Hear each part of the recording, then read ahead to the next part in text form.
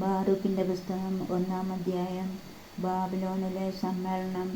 നേര്യായുടെ പുത്രൻ ബാറൂക്ക് ബാബിലോണിൽ വെച്ച് എഴുതിയ ഗ്രന്ഥത്തിന്റെ ഉള്ളടക്കം. നേര്യ മാസേയയുടെയും മാസേയ സെദെക്കിയായുടെയും സെദെക്കിയ ഹസാദ്യായുടെയും ഹസാദ്യ ഹില്ക്കിയായുടെയും പുത്രനാണ്.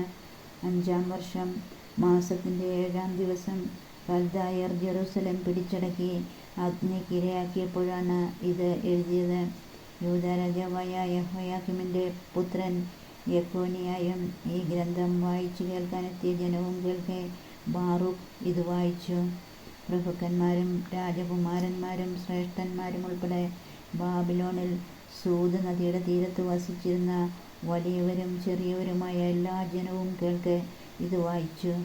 അപ്പോൾ അവർ വിലപിക്കുകയും ഉപവസിക്കുകയും കർത്താവിനോട് പ്രാർത്ഥിക്കുകയും ചെയ്തു. ഓരോരുത്തരും കഴിവനുസരിച്ച് കൊടുത്ത പണം അവർ ശേഖരിച്ചു. അവർ അത് ശെല്ലൂമിന്റെ മകനായ ഹില്ക്കിയായുടെ മകനും പ്രധാന പുരോഹിതനുമായ യെഹോയാക്കീമിനും അവനോടൊത്ത് ജെറുസലേമിലുണ്ടായിരുന്ന പുരോഹിതന്മാർക്കും ജനങ്ങൾക്കുമായി അയച്ചു കൊടുത്തു. അതേസമയം ബാറൂക്ക് സീവാൻ മാസം 10-ാം ദിവസം യൂദാദേശത്തേക്ക് തിരികെ കൊണ്ടുപോകാനായി ദേവാലയത്തിൽ നിന്ന് കൊള്ള ചെയ്യപ്പെട്ട പാത്രങ്ങൾ എടുത്തു. യൂദാ രാജാവായ യോശിയായുടെ മകൻ സെദെക്കിയ നിർമ്മിച്ച വെള്ളിപ്പാത്രങ്ങളായിരുന്നു അവ. ബാബിലോൺ രാജാവായ നെബൂഖദ്നേസർ യെഖൊന്യായെയും രാജകുമാരന്മാരെയും ലോഹപ്പണിക്കാരെയും കുലീനരെയും ദേശത്തെ ജനങ്ങളെയും ജെറുസലേമിൽ നിന്ന് ബാബിലോണിലേക്ക് തടവുകാരായി കൊണ്ടുപോയതിന് ശേഷമാണ് ഈ പാത്രങ്ങൾ സെദെക്കിയ നിർമ്മിച്ചത്. അവർ പറഞ്ഞു, ഇതോടൊപ്പം ഞങ്ങൾ നിങ്ങൾക്ക് പണവും അയക്കുന്നു. ഈ പണം കൊണ്ട് ദഹനബലിക്കും പാപപരിഹാരബലിക്കും ധാന്യബലിക്കും വസ്തുക്കളും സുഗന്ധദ്രവ്യവും വാങ്ങി നമ്മുടെ ദൈവമായ കർത്താവിന്റെ ബലിപീഠത്തിൽ അർപ്പിക്കണം. ബാബിലോൺ രാജാവായ നെബൂഖദ്നേസറിന്റെയും അവന്റെ പുത്രൻ ബെൽഷാസറിന്റെയും ആയുസ്സിനു വേണ്ടിയും അവരുടെ ഐഹിക ജീവിതം സ്വർഗീയ ജീവിതം പോലെ ആകുന്നതിനു വേണ്ടിയും പ്രാർത്ഥിക്കുവിൻ. ബാബിലോൺ രാജാവായ നെബൂഖദ്നേസറിന്റെയും അവന്റെ മകൻ ബെൽഷാസറിന്റെയും സംരക്ഷണത്തിൽ ജീവിച്ച് അവരെ ദീർഘകാലം സേവിക്കുന്നതിനും അവരുടെ സംപ്രീതി നേടുന്നതിനുമായി കർത്താവ് ഞങ്ങൾക്ക് ശക്തിയും കണ്ണുകൾക്ക് പ്രകാശവും നൽകും. ഞങ്ങളുടെ ദൈവമായ കർത്താവിനെതിരെ ഞങ്ങൾ പാപം ചെയ്തു. അവിടുത്തെ കോപവും ക്രോധവും ഞങ്ങളിൽ നിന്ന് വിട്ടുമാറിയിട്ടില്ല. അതുകൊണ്ട് ഞങ്ങൾക്ക് വേണ്ടി അവിടുത്തോട് പ്രാർത്ഥിക്കുവിൻ. ഉത്സവ ദിവസങ്ങളിലും നിർദ്ദിഷ്ട കാലങ്ങളിലും കർത്താവിന്റെ ആലയത്തിൽ വെച്ച് നിങ്ങൾ ഏറ്റുപറയുന്നതിനു വേണ്ടി ഞങ്ങൾ അയച്ചു തരുന്ന ഈ പുസ്തകം വായിക്കണം. തെറ്റുകൾ ഏറ്റുപറയുന്നു. നിങ്ങൾ പറയണം, നീതി നമ്മുടെ ദൈവമായ കർത്താവിൻ്റെതാണ്. യൂദായിലെ ജനവും ജെറുസലേം നിവാസികളും നമ്മുടെ രാജാക്കന്മാരും പ്രഭുക്കന്മാരും പുരോഹിതന്മാരും പിതാക്കന്മാരും ഉൾപ്പെടെ ഞങ്ങളെല്ലാവരും ഇന്നുവരെ ലജ്ജിതരാണ്. എന്തെന്നാൽ കർത്താവിന്റെ സന്നിധിയിൽ ഞങ്ങൾ പാപം ചെയ്തു. ഞങ്ങൾ അവിടുത്തെ അനുസരിച്ചില്ല. ഞങ്ങളുടെ ദൈവമായ കർത്താവിന്റെ സ്വരം ശ്രവിക്കുകയോ അവിടുന്ന് നൽകിയ കൽപ്പനകൾ അനുസരിക്കുകയോ ചെയ്തില്ല.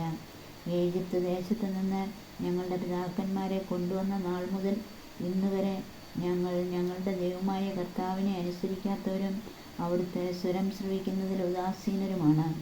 തേനും പാലും ഒഴുകുന്ന ഒരു ദേശത്തിന് അവകാശികളാക്കാൻ വേണ്ടി ഞങ്ങളുടെ പിതാക്കന്മാരെ ഈജിപ്ത് ദേശത്തു നിന്ന് കൊണ്ടുവന്ന നാളിൽ തന്റെ ദാസനായ മോശ വഴി കർത്താവ് അരുളിച്ചെയ്ത ശാപങ്ങളും അനർത്ഥങ്ങളും ഇന്നും ഞങ്ങളുടെ മേലുണ്ട്. ഞങ്ങളുടെ ദൈവമായ കർത്താവ് ഞങ്ങളുടെ അടുത്തേക്ക് അയച്ച പ്രവാചകന്മാർ അറിയിച്ച അവിടുത്തെ വചനം ഞങ്ങൾ ശ്രവിച്ചില്ല. എന്നാൽ അന്യദേവന്മാരെ സേവിച്ചും ഞങ്ങളുടെ ദൈവമായ കർത്താവിന്റെ ദൃഷ്ടിയിൽ തിന്മയായത് പ്രവർത്തിച്ചും ഞങ്ങൾ തന്നിഷ്ടം പോലെ നടന്നു. അധ്യായം 2. അതിനാൽ ഞങ്ങൾക്കെതിരെ ഇസ്രായേലിൽ ന്യായപാലനം നടത്തിയ ന്യായാധിപന്മാർക്കും രാജാക്കന്മാർക്കും പ്രഭുക്കന്മാർക്കും ഇസ്രായേലിലെയും യൂദായിലെയും ജനത്തിനുമെതിരെ കർത്താവ് അരുളിച്ചെയ്ത വാക്കുകൾ അവിടുന്ന് നിറവേറ്റി. മോശെയുടെ നിയമത്തിൽ എഴുതിയിരിക്കുന്നതിന് അനുസൃതമായി ജെറുസലേമിനോട് അവിടുന്ന് പ്രവർത്തിച്ചതുപോലെ ആകാശത്തിന് കീഴിൽ മറ്റെങ്ങും സംഭവിച്ചിട്ടില്ല. ഒരുവൻ തന്റെ പുത്രന്റെയും മറ്റൊരുവൻ തന്റെ പുത്രിയുടെയും മാംസം ഭക്ഷിക്കുമെന്ന് ഞങ്ങളെക്കുറിച്ച് അതിൽ എഴുതിയിരുന്നു. ചുറ്റുമുള്ള രാജ്യങ്ങൾക്ക് അവിടുന്ന് ഞങ്ങളെ അധീനരാക്കുകയും സമീപവാസികളായ ജനതകളുടെ ഇടയിൽ ഞങ്ങളെ ചിതറിക്കുകയും ചെയ്തു. ഞങ്ങൾ അവരുടെ പരിഹാസത്തിനും നിന്ദയ്ക്കും പാത്രമായി. ഞങ്ങളുടെ ദൈവമായ കർത്താവിൻ്റെ സ്വരം ശ്രവിക്കാതെ ഞങ്ങൾ അവിടുത്തേക്കെതിരായി പാപം ചെയ്തതിനാൽ ഉന്നതി പ്രാപിക്കാതെ നിലം പറ്റി. നീതി ഞങ്ങളുടെ ദൈവമായ കർത്താവിനുള്ളതാണ്. എന്നാൽ ഞങ്ങൾ ഞങ്ങളുടെ പിതാക്കന്മാരെ പോലെ ഈ നാൾ വരെ ലജ്ജിതരാണ്. ഞങ്ങളുടെ മേൽ വരുത്തുമെന്ന് കർത്താവ് അരുളിച്ചെയ്ത അനർത്ഥങ്ങൾ ഞങ്ങൾക്ക് സംഭവിച്ചിരിക്കുന്നു. എന്നിട്ടും ഞങ്ങൾ ഞങ്ങളുടെ ദുഷ്ടഹൃദയത്തിൻ്റെ വിചാരങ്ങളിൽ നിന്ന് പിന്തിരിഞ്ഞ് കർത്താവിൻ്റെ പ്രീതിക്കായി യാചിച്ചില്ല. കർത്താവ് അനർത്ഥങ്ങൾ ഒരുക്കി ഞങ്ങളുടെ മേൽ വരുത്തി. ഞങ്ങളോട് ചെയ്യാൻ അവിടുന്ന് കൽപ്പിച്ച എല്ലാ കാര്യങ്ങളിലും അവിടുന്ന് നീതിമാനാണ്. എന്നിട്ടും ഞങ്ങൾ അവിടുത്തെ സ്വരം ശ്രവിക്കുകയോ അവിടുന്ന് ഞങ്ങൾക്ക് തന്ന ചട്ടങ്ങൾ അനുസരിക്കാൻ കൂട്ടാക്കുകയോ ചെയ്തില്ല. മോചനത്തിന് വേണ്ടി പ്രാർത്ഥന. ഇസ്രായേലിൻ്റെ ദൈവമായ കർത്താവേ, അങ്ങ് കരുത്തുറ്റ കരത്താലും അത്ഭുതങ്ങളാലും അടയാളങ്ങളാലും മഹാശക്തിയാലും നീട്ടിയ ഭുജത്താലും അവിടുത്തെ ജനത്തെ ഈജിപ്ത് ദേശത്തു നിന്ന് മോചിപ്പിക്കുകയും അങ്ങനെ അങ്ങേക്ക് ഇന്നും നിലനിൽക്കുന്ന ഒരു നാമം നേടുകയും ചെയ്തു.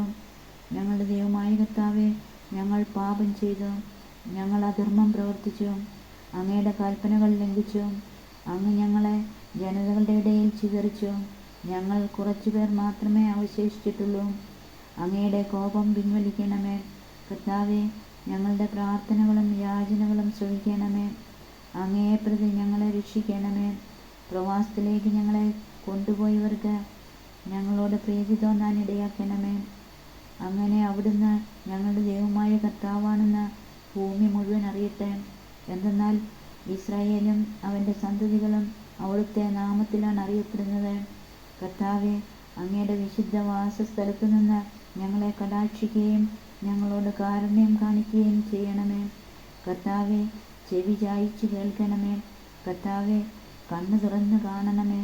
ശരീരത്തിൽ നിന്ന് പ്രാണൻ വേർപെട്ട് മരിച്ച് പാതാളത്തിൽ കിടക്കുന്നവർ കർത്താവിനെ മഹത്വപ്പെടുത്തുകയോ നീതിമാനെന്ന് പ്രഘോഷിക്കുകയോ ചെയ്യുകയില്ല.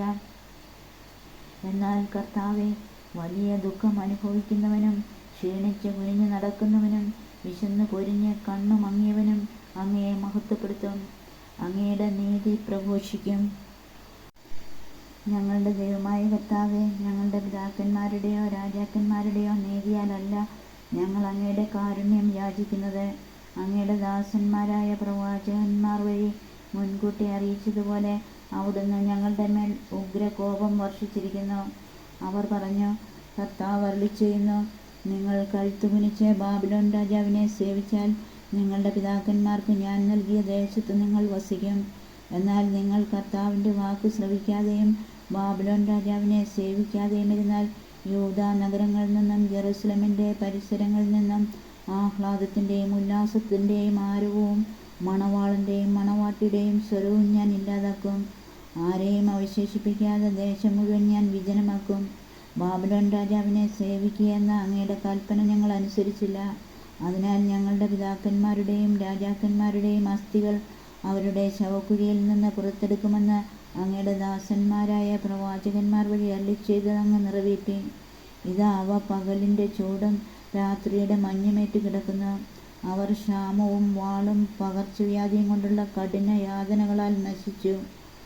അങ്ങയുടെ നാമത്തിൽ അറിയപ്പെടുന്ന ആലയം ഇസ്രായേൽ ഭവനത്തിൻ്റെയും യൂദാ ഭവനത്തിൻ്റെയും ദുഷ്ടതയാൽ അങ്ങ് ഇന്നത്തെ നിലയിലാക്കി. വാഗ്ദാനങ്ങൾ അനുസ്മരിക്കുന്നു. ഞങ്ങളുടെ ദൈവമായ കർത്താവെ, എന്നിട്ടും അങ്ങ് അനന്തമായ കാരുണ്യവും ആർദ്രതയും ഞങ്ങളോട് കാണിച്ചു. എന്തെന്നാൽ ഇസ്രായേൽ ജനത്തിൻ്റെ മുൻപിൽ വെച്ച് അങ്ങയുടെ നിയമം രേഖപ്പെടുത്താൻ അങ്ങയുടെ ദാസനായ മോശയോട് കൽപ്പിച്ച ദിവസം അവൻ വഴി അങ്ങ് ഇപ്രകാരം അരുളിച്ചെയ്തു, നിങ്ങൾ എൻ്റെ സ്വരം ശ്രവിക്കുന്നില്ലെങ്കിൽ ഞാൻ ജനതകളുടെ ഇടയിൽ ചിതറിക്കുന്ന അസംഖ്യമായ ഈ ജനതയിൽ ഒരു ചെറിയ ഗണം മാത്രമേ അവശേഷിക്കൂ. ദുശാഠ്യക്കാരായ അവർ എന്നെ അനുസരിക്കുകയില്ലെന്ന് എനിക്കറിയാം. എന്നാൽ പ്രവാസദേശത്ത് അവർക്ക് മനപരിവർത്തനമുണ്ടാകും.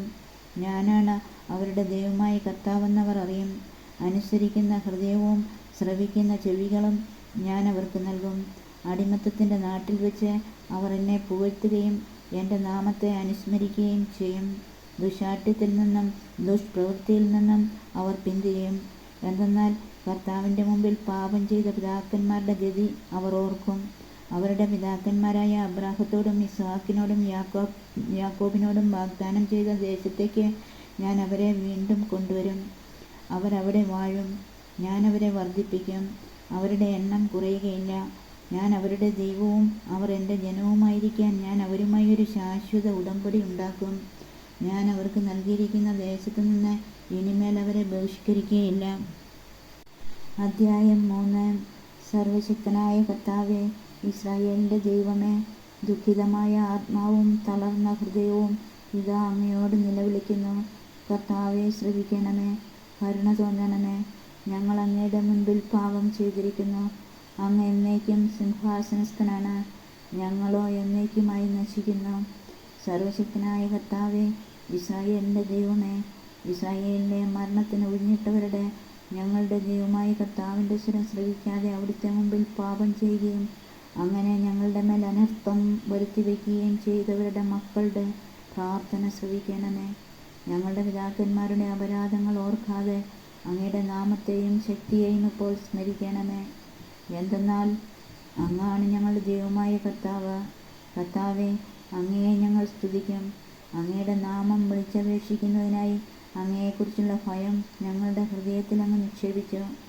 അങ്ങയുടെ മുൻപിൽ പാപം ചെയ്ത ഞങ്ങളുടെ പിതാക്കന്മാരുടെ അകൃത്യങ്ങൾ ഞങ്ങൾ ഹൃദയത്തിൽ നിന്ന് ഉപേക്ഷിച്ചിരിക്കുന്നതിനാൽ ഞങ്ങളുടെ പ്രവാസത്തിൽ ഞങ്ങൾ അങ്ങയെ പുകഴ്ത്തും. ഞങ്ങളുടെ ദൈവമായ കർത്താവിനെ ഉപേക്ഷിച്ച ഞങ്ങളുടെ പിതാക്കന്മാരുടെ അകൃത്യങ്ങൾ നിമിത്തം ഞങ്ങൾ നിന്ദയും ശാപവും ശിക്ഷയും ഏറ്റുകൊണ്ട് അങ്ങ് ഞങ്ങളെ ചിതറിച്ചു കളഞ്ഞ ഇടങ്ങളിൽ ഇതാ ഞങ്ങൾ ഇന്നും പ്രവാസികളായി കഴിയുന്നു. യഥാർത്ഥ ജ്ഞാനം. ഇസ്രായേലേ, ജീവൻ്റെ കൽപ്പനകൾ കേൾക്കുക, ശ്രദ്ധാപൂർവം ജ്ഞാനം ആർജിക്കുക. ഇസ്രായേലേ, നീ ശത്രു രാജ്യത്ത് അകപ്പെടാൻ എന്താണ് കാരണം? വിദേശത്ത് വെച്ച് വാർദ്ധക്യം പ്രാപിക്കുന്നത് എന്തുകൊണ്ട്? മൃതരോടൊപ്പം അശുദ്ധനാകാൻ കാരണമെന്ത്? പാതാളത്തിൽ പതിക്കുന്നവരോടൊപ്പം നീ ഗണിക്കപ്പെടുന്നത് എന്തുകൊണ്ട്? ജ്ഞാനത്തിൻ്റെ ഉറവിടം നീ പരിത്യജിച്ചു. ദൈവത്തിൻ്റെ മാർഗത്തിൽ ചരിച്ചിരുന്നെങ്കിൽ നീ എന്നേക്കും സമാധാനത്തിൽ വസിക്കുമായിരുന്നു. ജ്ഞാനവും ശക്തിയും വിവേകവും എവിടെയുണ്ടെന്നറിയുക. ദീർഘായുസ്സും ജീവനും സമാധാനവും കണ്ണുകൾക്ക് പ്രകാശവും എവിടെയുണ്ടെന്ന് അപ്പോൾ നീ ഗ്രഹിക്കും. അവളുടെ നികേതനം ആരാണ് കണ്ടെത്തിയത്? ആരവളുടെ കലവറയിൽ പ്രവേശിച്ചിട്ടുണ്ട്? ജനതകളുടെ രാജാക്കന്മാർ എവിടെ? ഭൂമിയിലെ മൃഗങ്ങളെ ഭരിക്കുന്നവരെവിടെ? ആകാശത്തിലെ പക്ഷികളെ കൊണ്ട് വിനോദിക്കുന്നവർ ഇവിടെ? എത്ര കിട്ടിയാലും മതിവരാത്ത സ്വർണത്തിലും വെള്ളിയിലും വിശ്വാസമർപ്പിച്ച് അത് സംഭരിച്ചു വയ്ക്കുന്നവരെവിടെ? പണം നേടാൻ ആർത്തി കൊണ്ട് അതിരറ്റധ്വാനിക്കുന്നവരെവിടെ? അവർ അപ്രത്യക്ഷരായി, പാതാളത്തിൽ നിപതിച്ചു. അവരുടെ സ്ഥാനത്ത് മറ്റുള്ളവർ വന്നിരിക്കുന്നു. പുതുതലമുറ പകൽ വെളിച്ചം കാണുകയും ഭൂമിയിൽ വസിക്കുകയും ചെയ്തു. എന്നാൽ അറിവിലേക്കുള്ള മാർഗം അവർ പഠിച്ചില്ല. അവളുടെ പാതകൾ മനസ്സിലാക്കിയില്ല, അവളെ കരസ്ഥമാക്കിയുമില്ല. അവരുടെ പുത്രന്മാർ അവളുടെ പാതയിൽ നിന്ന് വ്യതിചലിച്ച് അകന്നുപോയി. കാനാനിൽ അവളെപ്പറ്റി കേട്ടിട്ടില്ല, തേമാനിൽ അവളെ കണ്ടിട്ടില്ല.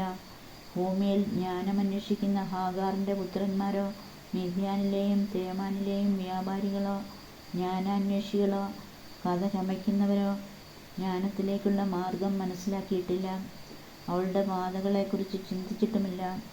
ഇസ്രായേലേ, ദൈവത്തിൻ്റെ ആലയം എത്ര വലുതാണ്! അവിടുത്തെ ദേശം വിസ്തൃതമാണ്. അത് വിസ്തൃതവും അതിരറ്റതുമാണ്, ഉന്നതവും അപരിമേയവുമാണ്. പണ്ട് മുതലേ പ്രശസ്തരായ മല്ലന്മാരും അതികായന്മാരും യുദ്ധവിദഗ്ധന്മാരും അവിടെ ജനിച്ചു. ദൈവം അവരെ തിരഞ്ഞെടുത്തില്ല, അറിവിൻ്റെ മാർഗം കാണിച്ചു കൊടുത്തുമില്ല. ജ്ഞാനമില്ലാതിരുന്നതിനാൽ അവർ നശിച്ചു, അവരുടെ ഭോഷത്വം നിമിത്തം അവർ നശിച്ചു. ആരാണ് സ്വർഗത്തിൽ കയറി അവളെ പിടിച്ച് മേഘത്തിൽ നിന്ന് താഴെ കൊണ്ടുവരുന്നത്? സമുദ്രം കടന്ന് അവളെ കണ്ടുപിടിച്ചതാര്? തനി സ്വർണം കൊടുത്ത് ആരവളെ വാങ്ങും? അവളുടെ അടുത്തേക്കുള്ള മാർഗം ആർക്കും അറിവില്ല, ആ മാർഗത്തെക്കുറിച്ച് ശ്രദ്ധിക്കുന്നവരുമില്ല. എന്നാൽ എല്ലാം അറിയുന്നവൻ അവളെ അറിയുന്നു. അവിടുന്ന് അവളെ തൻ്റെ അറിവ് കൊണ്ട് കണ്ടെത്തി. എന്നേക്കുമായി ഭൂമിയെ സ്ഥാപിച്ചവൻ അത് നാൽക്കാലികളെ കൊണ്ട് നിറച്ചു. അവിടുന്ന് പ്രകാശം അയക്കുന്നു, അത് പോകുന്നു. അവിടുന്ന് വിളിച്ചു, ഭയത്തോടുകൂടി അതനുസരിച്ചു. നക്ഷത്രങ്ങൾ തങ്ങളുടെ യാമങ്ങളിൽ പ്രകാശിക്കുകയും ആഹ്ലാദിക്കുകയും ചെയ്തു. അവിടുന്ന് അവയെ വിളിച്ചു, ഇതാ ഞങ്ങളെന്ന് അവ പറഞ്ഞു. തങ്ങളെ സൃഷ്ടിച്ചവനു വേണ്ടി അവ സന്തോഷപൂർവ്വം മിന്നിത്തിളങ്ങി. അവിടുന്നാണ് നമ്മുടെ ദൈവം. അവിടുത്തോട് തുലനം ചെയ്യാൻ ഒന്നുമില്ല. അവിടുന്ന് അറിവിലേക്കുള്ള എല്ലാ വഴികളും കണ്ടെത്തി. അവളെ തൻ്റെ ദാസനായ യാക്കോബിന് താൻ സ്നേഹിച്ച ഇസ്രായേലിന് കൊടുത്തു. അനന്തരം അവൾ ഭൂമിയിൽ പ്രത്യക്ഷപ്പെടുകയും മനുഷ്യരുടെ ഇടയിൽ വസിക്കുകയും ചെയ്തു.